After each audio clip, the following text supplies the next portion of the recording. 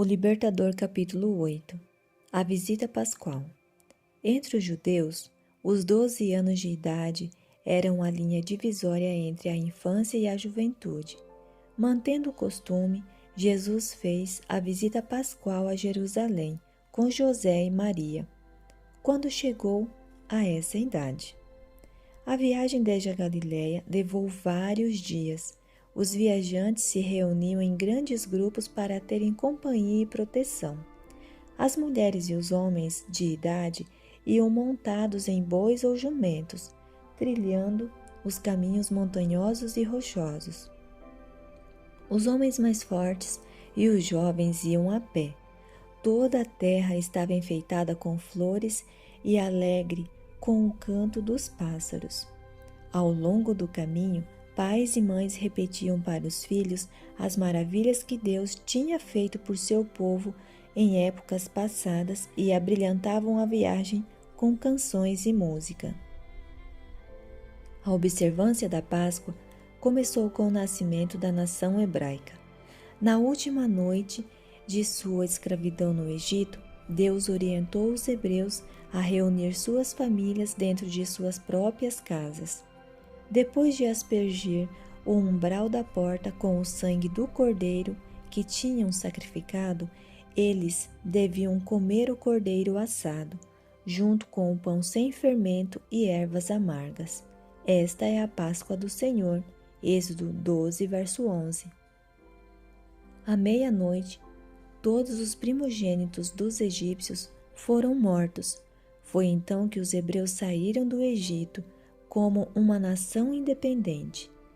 De geração em geração, eles deviam repetir a história desta maravilhosa libertação. Depois da Páscoa, vinha a festa dos pães sem fermento, que durava 7 dias. Todas as cerimônias da festa eram símbolos da obra de Cristo. O cordeiro imolado, o pão sem fermento, os primeiros frutos representavam o Salvador. Para a maioria das pessoas, no tempo de Cristo, esta festa tinha se tornado apenas formalismo. Mas quão significativa devia ser para o Filho de Deus! Pela primeira vez, o menino Jesus contemplou o templo. Ele viu os sacerdotes em suas vestes brancas, realizando seu solene ministério, e a vítima ensanguentada sobre o altar do sacrifício. Testemunhou os impressionantes ritos do serviço da Páscoa. Dia após dia, ele enxergava mais claramente o significado de tudo aquilo. Cada ato parecia estar envolvido diretamente com sua própria vida. Novos impulsos eram despertados em seu interior. Em profundo silêncio, ele parecia analisar um grande problema. O mistério de sua missão se abria diante do Salvador.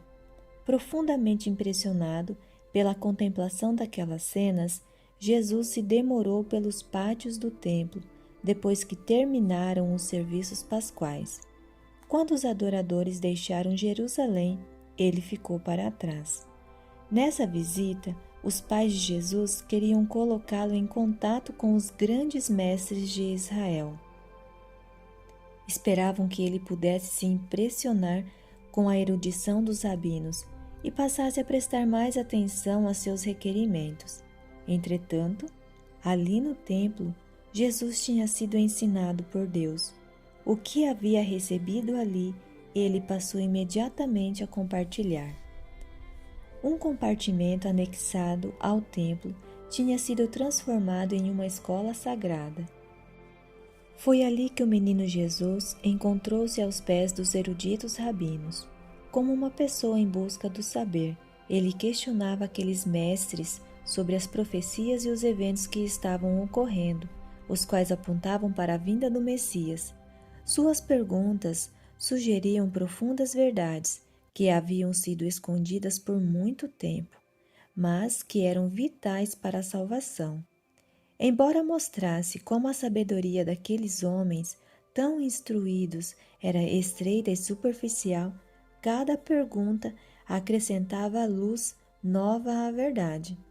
Os rabinos falaram das maravilhosas exaltação que a vinda do Messias traria aos judeus, mas Jesus apresentou a profecia de Isaías e perguntou sobre o significado daquela passagem que apontavam para o sofrimento e a morte do Cordeiro de Deus. Isaías 53.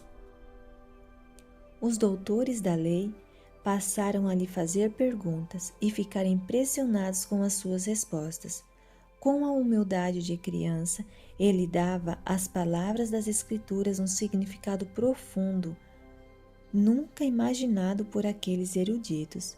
Se os traços da verdade, por ele apontados, fossem seguidos, eles teriam feito uma reforma na religião daqueles dias.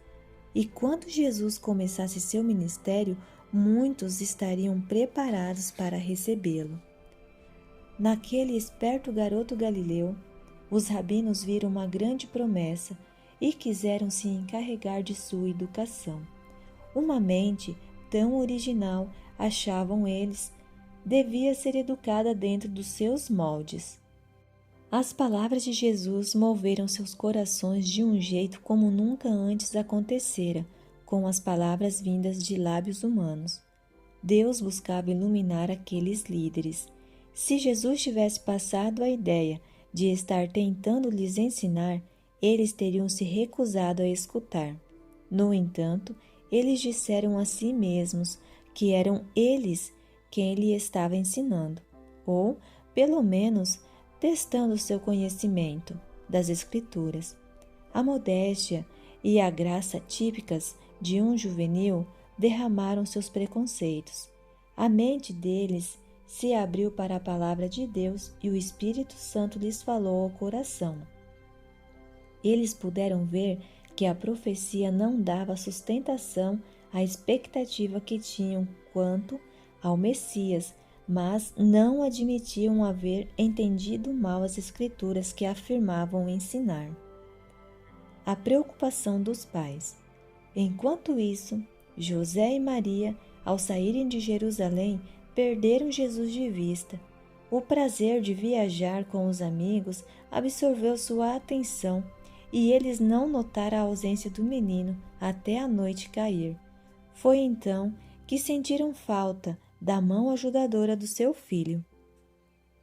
Supondo que eles estivessem no mesmo grupo que eles, não ficaram preocupados, mas agora começaram a ficar receosos. Com temor, se lembraram de como Herodes tentara destruí-lo quando pequeno. Um medo tenebroso lhes encheu o coração. Voltando para Jerusalém, começaram a procura.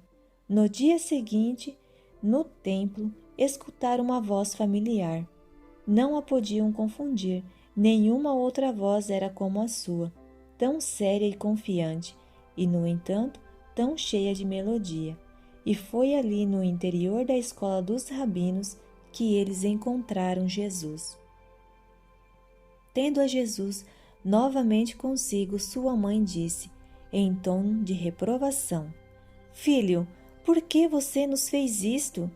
Seu pai e eu estávamos aflitos à sua procura. Lucas 2:48. Por que vocês estavam me procurando?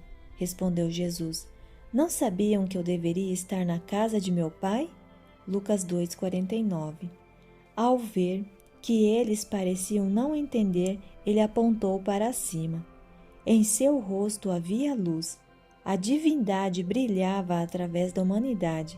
Eles haviam escutado o que tinha acontecido entre Jesus e os rabinos e ficaram muito admirados com suas perguntas e respostas. Jesus estava ocupado no trabalho que ele veio fazer no mundo, mas José e Maria haviam se descuidado de seu próprio trabalho. Deus lhes havia concedido grande honra ao confiar-lhes seu filho, mas por um dia inteiro eles o perderam de vista, e quando sua aflição foi aliviada, eles preferiram culpá-lo a reconhecer que falharam. Era natural que os pais de Jesus olhassem para ele como seu próprio filho. Em muitos aspectos, a vida dele era como a das demais crianças e era difícil compreender que ele era o Filho de Deus.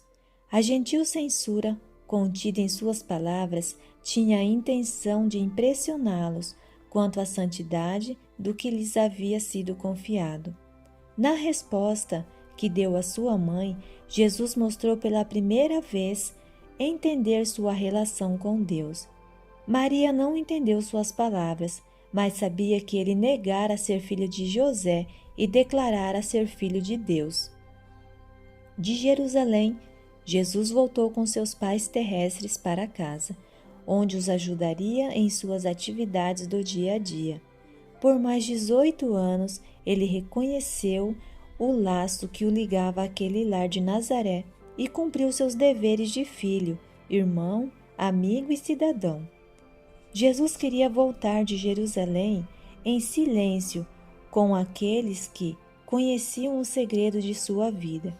Por meio do serviço da Páscoa, Deus estava tentando fazer seu povo se lembrar de sua maravilhosa obra ao libertá-los do Egito. Nessa época, ele queria que o povo enxergasse sua promessa de libertação do pecado. O sangue de Cristo devia salvá-los. Deus queria que, com oração, eles estudassem a missão de Cristo. No entanto, quando as multidões saíram de Jerusalém, o entusiasmo pela viagem e a interação social passaram a observar sua atenção. As pessoas se esqueceram de tudo o que haviam testemunhado. O Salvador não foi atraído para a companhia deles. Jesus ajudava sua mãe. Voltando de Jerusalém, Jesus esperava guiar José e Maria no estudo das profecias sobre o sofrimento do Salvador. No Calvário, ele tentou aliviar a dor de sua mãe. Ele pensou nela naquele momento. Maria tinha de testemunhar o último sofrimento de seu filho. E Jesus queria que ela entendesse sua missão para que pudesse resistir quando a espada transpassasse sua alma. Quão melhor teria Maria aceitado a angústia da morte de seu filho se tivesse entendido as passagens das Escrituras para as quais ele agora tentava dirigir os pensamentos dela. Por causa da negligência de um dia, José e Maria perderam o Salvador, mas foram precisos 3 dias de ansiosa procura para que pudessem encontrá-lo. Conosco também é assim. Por causa das conversas fúteis, calúnias ou por negligenciarmos a oração, podemos em um dia perder a presença do Salvador e pode levar muitos dias até que o encontremos. Só então recuperaremos a paz perdida. Devemos cuidar para não nos esquecermos de Jesus e assim seguir nosso caminho sem sequer notar que Ele não está conosco. Quando nos distraímos com as coisas do mundo, nos separamos dele e dos anjos celestiais. Esses seres santos não podem estar em lugares onde as pessoas não querem a presença do Salvador e nem reparam que ele está ausente. Muitos assistem aos cultos, estão revigorados pela palavra de Deus, mas, por negligenciarem a meditação e a oração, perdem as bênçãos. Ao se separarem de Jesus, eles afastam a luz da sua presença. Seria bom e nos faria bem se diariamente passássemos 1 hora a refletir sobre a vida de Cristo. Devemos estudá-la detalhadamente e deixar que a imaginação compreenda cada cena, especialmente as cenas finais. Se fizermos isso, nossa confiança nele será mais constante, nosso amor será despertado e nos encheremos com seu espírito. Ao contemplarmos a beleza de seu caráter, seremos transformados segundo a sua imagem, com glória cada vez maior, segundo Coríntios 3:18.